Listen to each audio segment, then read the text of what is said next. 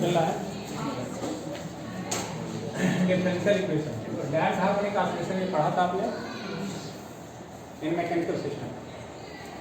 So we have find it differential equation d2 upon dt square plus twice r dx by dt plus omega square x equal to 0 or that harmonic oscillation in mechanical equation. And we have learned about that harmonic oscillation. Suppose this is a mechanical system that is a pendulum oscillating in a homogeneous medium. In this case, the amplitude of oscillation decreases continuously due to various damping forces applied by particles of medium on oscillating body. As a result of these resting forces, the total mechanical energy of the system dissipated continuously and finally dies away. As a result, the amplitude of oscillation decreases and finally becomes zero. That means the oscillation has been stopped after some time. Such a type of oscillation with decreasing amplitude is known as damped harmonic oscillation. Okay? In order to derive this equation, we have discussed about three types of forces: restoring force, damping force, and force of and these are the three terms which involved in this. Okay. Now we discuss about the solution of general solution of this equation. Clear? In order to find the solution, first of all, we consider a trial solution. And trial solution is like x equal to e power alpha t, where a and alpha are constant. After differentiating two times, we can find the values of b equal to dt square dx by dt, and this is already x. And substituting these values in this equation, we can find the value of alpha. Okay? So this is a technique in which we can start from a considering solution, assumption, simply trial solution, and after that, by evaluating the values of a and alpha, so we can find the ejection. Clear? Okay. So right now, let solution of trial solution of differential equation. What is the number of this equation? I think this is I. Trial solution of differential equation. Differential equation 4 is we can H. X equal to E into alpha t. This is similar to the solution of differential equation of SHF, where A and alpha are constants. These constants may be calculated. So this is solution, and therefore this satisfies the given equation. और this purpose we have to differentiate. इसको क्या करना पड़ेगा? दो बार differentiate करना पड़ेगा. मान लिए कि सॉल्यूशन है, तो सॉल्यूशन को सेटिस्फाई करेगा ना. तो डिफरेंशिएट करा, क्या करेंगे? Differentiating twice equation 5 with respect to x, with respect to t, b. x का डिफरेंशिएशन करना है t के साथ. क्या मिलेगा? dx upon dt equal to a d upon dt e power alpha, and this is a alpha e power alpha. यहाँ formula देखो, d upon dx e power x, this is a e power.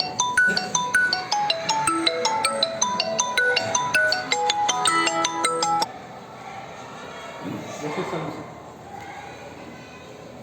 e power x का derivative क्या होगा? a e power x. तो differentiate किया, क्या मिला? a alpha e power alpha. Again differentiating, this gives d2x upon dt square equal to, एक बार और डिफरेंशिएट करिए, ए अल्फा कांस्टेंट बाहर निकला, D upon d T E power alpha T, एक और अल्फा आएगा तो this is a alpha square e power, ठीक है, यहाँ तक ठीक है।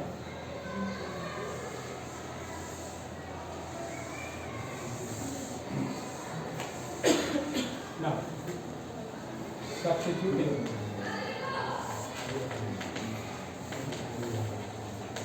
these values are, इसका d2 x upon dt square dx upon dt and x, इसमें इन इक्वेशन 4 और ये ऊपर था b के इक्वेशन 4 आपने लिखा था, क्या मिलेगा बताओ, this is a alpha square e power alpha t plus y r second term a alpha e power alpha t, third term omega square A e power alpha t equal to equation number 4 modify हो गया इसके अनुसार। तो ये value क्या करती है, x की d x by d t की d t upon d t square,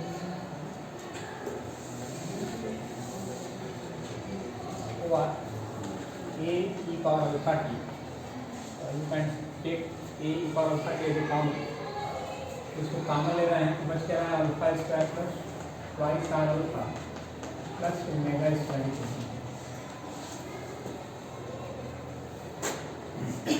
since A e power alpha t not equal to 0 because चाहिए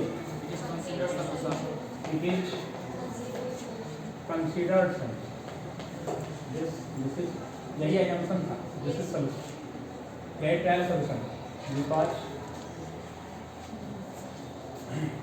it is considered solution.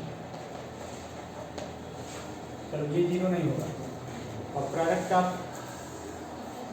To term, दोनों का प्रोडक्ट 0 है तो कोई ना कोई एक 0 होगा, इसको काम में कि ये 0 नहीं है because this is trial solution, इसीलिए 0 क्या होता है, इसीलिए अल्फा स्क्वायर बराबर 2r alpha plus omega square ये मिला। अब पहले this is quadratic in alpha, this equation is similar to the basic equation x square plus bx plus c equal to, इतना 4 इक्वेशन पढ़ा होगा आपने, तो ये इसके सिमिलर हो गए, और यहाँ x equal to minus b plus minus under b square minus 4ac, तो कहेंगे इसको कहेंगे कि इट इज क्वाड्रेटिक, यानी किसमें ये अल्फा में विभाग, अल्फा में क्वाड्रेटिक, हेंस वी हैव क्या मिलेगा, hence we have alpha equal to minus b, what is the value of b, b equal to यहाँ 2r plus minus under root 4r square, ठीक है, तो 2r का square minus 4 omega square into 1 upon 2 into 1, देखो ए की value 1 है, B की value 2r है, सी की वैल्यू 2 है, आप इससे कंपेयर कर सकते हैं, quadratic equal to minus 2r plus minus under root कितना 4r square minus 4 omega square, 4 आप कॉमन कर लो, r square minus omega square upon, तो बाहर निकालो, जैसे 2r plus minus 2 under root r square minus omega square upon, तो 2 common लेके कैंसिल करोगे, हो गया, नोट कीजिए।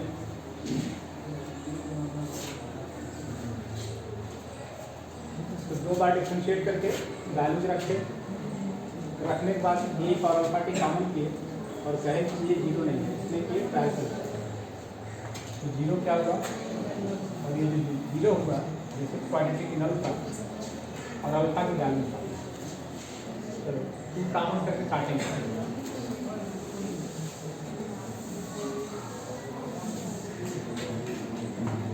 जैसे अल्फा इक्वल टू क्या करोगे, डायरेक्ट करो, टू काउंट करके काटेंगे, minus r plus minus under r square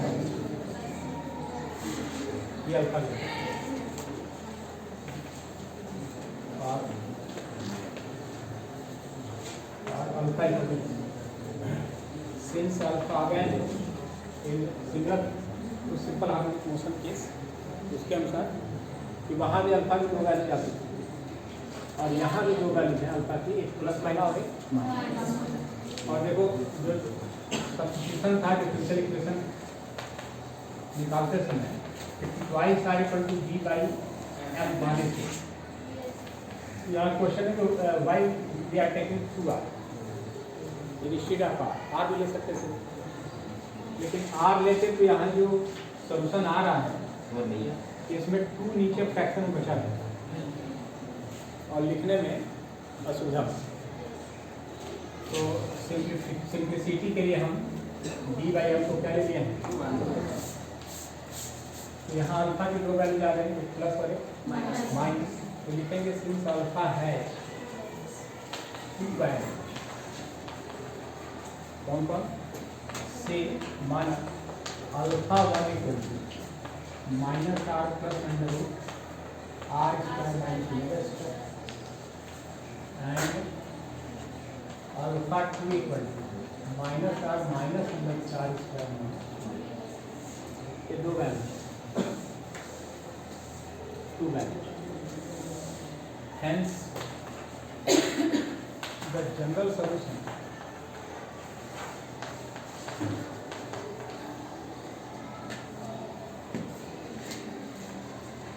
may be taken as the linear combination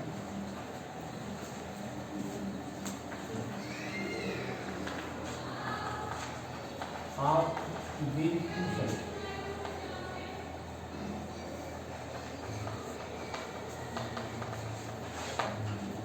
These two solutions. What is the meaning of this sentence?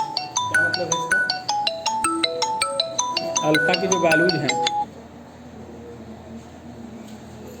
वो दो values हैं, तो दो सोल्यूशन हो गए, इसलिए कि सोल्यूशन तो आप प्राइम लिए थे वाई एक्स इक्वल टू ए और अल्फा टी, एक अल्फा वन वाला हो गया, अल्फा टू वाला हो गया। अब इन जनरल सोल्यूशन जो होगा this is the linear combination of the two solution, इन दोनों का लीनियर कॉम्बिनेशन मतलब क्या है कि दो कांस्टेंट यूज करेंगे और इन दोनों सोल्यूशन को कंबाइन कर देंगे लीनियर, इसीलिए x equal to general solution a1 e power alpha 1 t plus a2 e power alpha, this combination is known as linear. In this linear combination a1 and a2 are two arbitrary नए constant के लिए हम a के जगह पे a1 a2 और एक alpha one के साथ हो गया अल्फा के साथ वैल्यू रखो और x equal to a1 alpha one e power minus r plus under r square minus omega square t plus a2 e power minus r minus under r square minus omega square t, जैसे general solution आप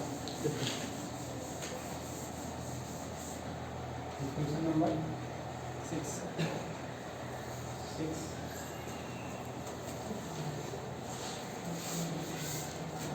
where a1 and a2 are arbitrary constant, arbitrary मतलब switch अपनी term का भी arbitrary constant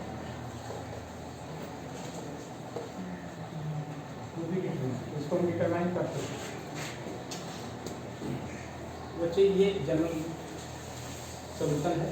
अब कहेंगे कि general solution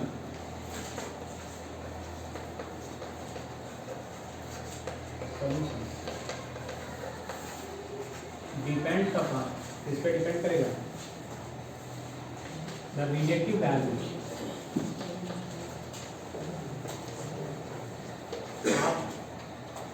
are and omega. ये जो जनरल सॉल्यूशन है किस पे डिपेंड करेगा, relative value of r and omega. A1 एक कांस्टेंट है और आर और ओमेगा की वैल्यू निर्भर करेगी। सो वी हैव देयरफॉर क्या क्या वैल्यू हो सकती हैं, we have the following three cases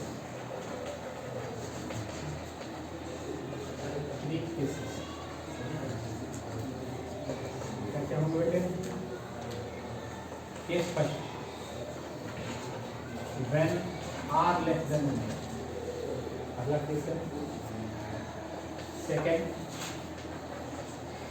when r equal to omega, and third case is r greater than। कुछ बुक्स में उल्टा सीक्वेंस देता है कि r greater than omega देता है, फिर r equal to omega, फिर लास्ट में r लेते हैं। तो हम लोग इस क्रम में पढ़ेंगे ताकि जो पहला मोशन है यही पीरियाडिक मोशन है, ये क्रिटिकली डैम्प्ड है और ये एक पीरियाडिक क्या ओवर है। तो अब इसको फिजिकली आप समझो कि क्या है, नोट कर लो। तो what the meaning of these three cases, ये तीन केसेस क्या हैं और सोल्यूशन कैसे पर्टिकुलर फॉर्म में। तो ये जो सोल्यूशन है जनरल सोल्यूशन, और इस सोल्यूशन में आप देखो अंडर रूट में वैल्यू है आर स्क्वायर ओमेगा स्क्वायर। तो क्या होगा अगर r square value omega square से छोटी हो, ये r is less than omega, r square is also less than omega square होगा, और r square minus omega square less than 0, और लेस देन 0 हो गया अंडर रूट में। तो अंडर रूट में ये तो निगेटिव हो गया ना, r square minus omega square negative, और ये निगेटिव संख्या अंडर रूट में है। That means this gives imaginary sign. क्या आ रहा है ये इमेजिनरी। तो जो बच्चे सिंपल हार्मोनिक मोशन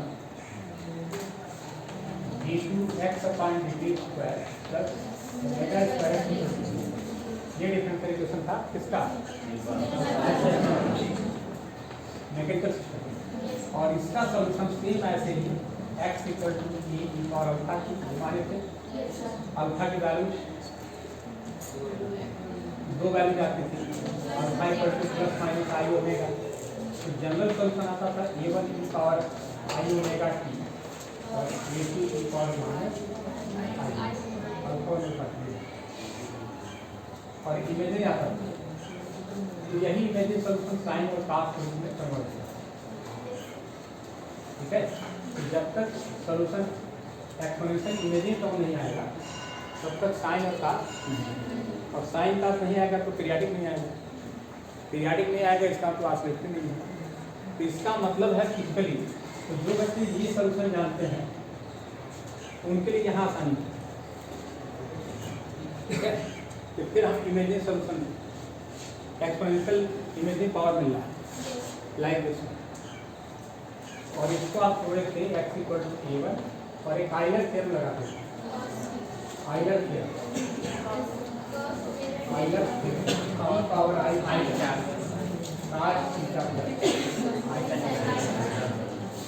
इस थ्योरम का यूज करते थे a1 cos omega t plus i sin omega t plus a2 cos omega t minus.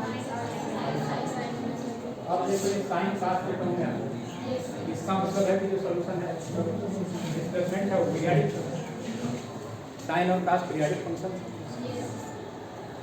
तो ये जो पहला केस है this is the periodic motion, और इसीलिए इसको हम पहले ले रहे हैं। कुछ बुक्स में ये आर्डर उल्टा मिल सकता है आपको, कि पहले ओवर डैम्प दिखाया। तो ओवर डैम्प मतलब क्या है, अब देखो सीन क्या है कि एक कंटेनर था, ठीक, इसमें एक सिंपल पेंडुलम ऑसिलेट करा है, इसमें ऑसिलेट करा है, ठीक है, और इसमें हम कोई मीडियम लेते हैं, तो अगर वैक्यूम है तो ये SHM हो सकता है, ठीक। माने एक बार हम डिस्प्लेस करके छोड़ेंगे तो इसी एम्पलीट्यूड से ये अनंत काल तक दोलन करता है, सही है। तो that is the case of SHM, simple harmonic. उसमें टोटल एनर्जी कांस्टेंट होती है, एम्पलीट्यूड कांस्टेंट होता है, और एक बार ऑसिलेशन करा दें तो अनंत काल तक चलता है, ठीक है। इसका मतलब कि मान लो हम करा के जाएं तो आने वाली 10-20 पीढ़ियाँ कहेगी कि दादाजी के दादाजी के दादाजी के दादाजी ये ऑसिलेट करा के गए थे और अभी भी ऑसिलेशन हो रहा है। तो आप समझ रहे हैं कि इतना दूर तक ऑसिलेशन संभव नहीं है। This oscillation is not realize in general practice without any help of external force, जिसको फोर्थ हार्मोनिक ऑसिलेशन हम देखे थे। तो अब सिंपल हार्मोनिक का जो केस था उसमें जब मीडियम ले लेंगे तो मीडियम का प्रतिरोधक या अवरोधक बल, रेस्टिंग या डैम्पिंग कहते थे, वो इस बॉडी पे काम कर रहा है। मतलब अब ये इसको विस्थापित करते हुए जाएगा, तो विस्थापित करते हुए जाएगा तो मीडियम के जो पार्ट हैं इसको रोकेंगे और दोनों के बीच में एक फ्रिक्शन होगा और उस फ्रिक्शन के कारण एनर्जी लॉस होगा, और एनर्जी लॉस होगी तो उनकी कार्य करने की क्षमता घटेगी, और इसका मतलब एम्पलीट्यूड घटेगा और स्लो होते होते लास्ट में बट पीरियाडिक होगा। मोशन कैसा होगा? पीरियाडिक होगा। अच्छा, झूला झूलते हुए देखे हो ना, या बैठे हो गए या कभी झूले हो गए, तो उसमें ये देखते हो कि एक बार यहाँ पे स्थापित करके छोड़ देते, यहाँ गया फिर आया, इसका टाइम आप रिस्ट वॉच लेके कैलकुलेट कर लीजिए, ठीक है। और फिर पानी पीने जाइए, देखते हो कहीं बागीचे में झूला लगता है तो वहाँ झूला भी होता है, एक बार झूला के चले गए पानी पीने, तब तक ऑसिलेशन कैसा हो गया? डैम ठाक हो गया, मैंने एम्पलीट्यूड घटते घटते थोड़ा सा बचा है। अब आया तो फिर इसको धक्का नहीं देना है, फिर अपनी घड़ी देखना है कि अब फिर जो एम्पलीट्यूड कम हो गया है तो यहाँ से यहाँ तक जाने और आने में क्या लगा हुआ समय वही है जो पहले था। इसका मतलब हम आपसे पूछना चाह रहे हैं कि क्या डैम्प हार्मोनिक ऑसिलेशन में पीरियाडिक टाइम कांस्टेंट होती है या चेंज? पीरियाडिक टाइम तो जानते हैं ना, periodic time means time taken by oscillator to complete one oscillation, एक दोलन में लगा हुआ। और आपका आंसर है कि पीरियाडिक टाइम चेंज हो जाता है, शायद सबका है, but periodic time is always constant.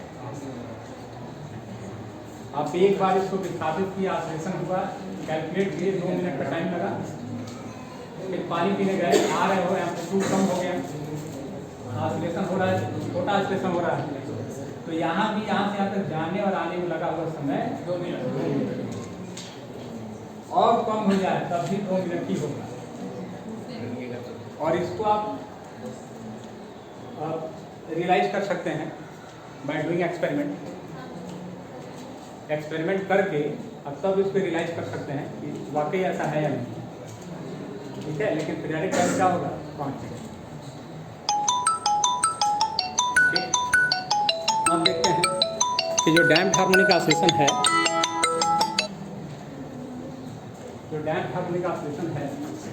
इसमें आप देखो लगातार घटता है। अब देखो क्या होगा अगर डैम्पिंग फोर्स पहुंच जाएगा, तो 3 केसेस हम डिस्कस कर रहे हैं यहाँ पे। आर जो है वो डैम्पिंग या रेस्टिंग कोएफिशिएंट। अब सपोज करो कि सिंपल पेंडम हम इसमें लटकाए हैं, आप बहुत गाढ़ा द्रव ले लीजिए, जैसे ले लीजिए, जैसे वो फेविकोल ले लीजिए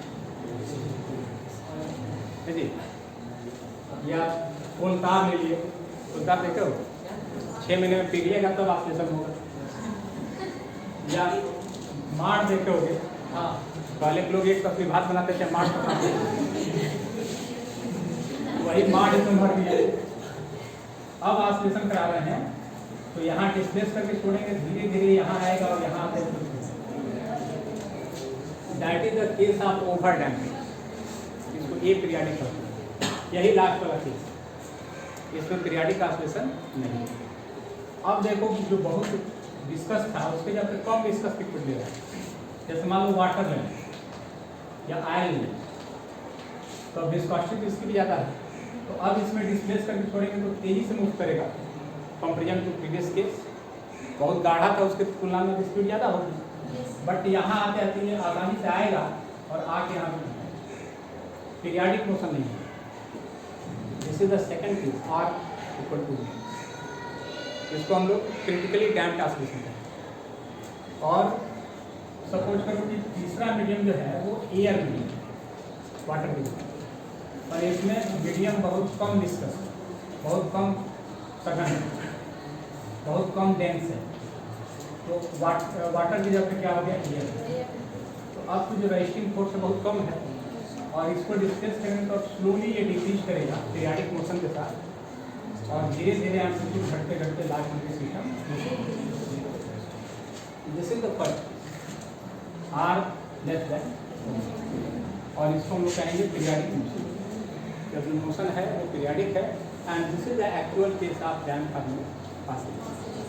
तो अब इस सॉल्यूशन को हम लोग 3 केसेस के अलग अलग सॉल्व करना है, तीनों पे ग्राफ लिखना है, और तब जाके कंप्लीट सोल्यूशन क्लियर।